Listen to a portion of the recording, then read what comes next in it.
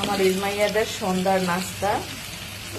জিজ্ঞেস করছি কি খাবে, ইয়াদ বলতেছে যে ফ্রেঞ্চ ফ্রাই করে দাও।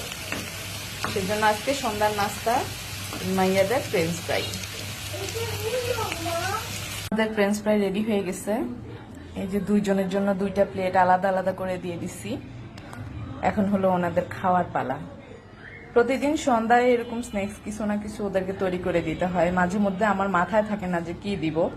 যদি আপনাদের কাছে কোনো রেসিপি থাকে তাহলে অবশ্যই শেয়ার করবেন, আমি অবশ্যই তাদেরকে ওইভাবে চেষ্টা করব। দেখি কি করে। যাও পিছনে যাও। এই যে তোমার ফ্রেঞ্চ ফ্রাই রেডি। কেমন হয়েছে বাবা? সসও দিয়েছি, খাও তো। সুন্দর করে বসো বাবা। হ্যাঁ, বলো তো কেমন হয়েছে খেয়ে? মজা, অনেক মজা। Yummy, thank you.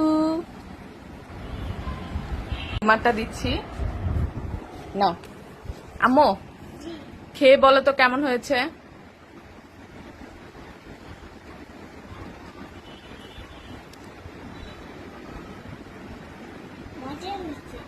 অনেক মজা।